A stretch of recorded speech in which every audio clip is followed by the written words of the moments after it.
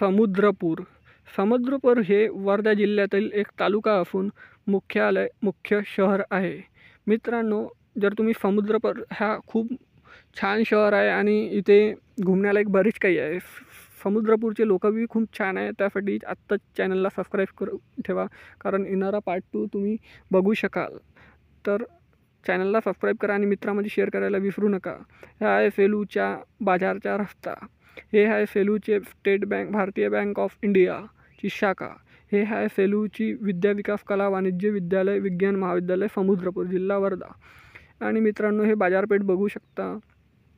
चांगले असे बाजारपेठ आहे. हा आहे समुद्रपूरचा नकाशा. हे आहे समुद्रपूरची शाळा.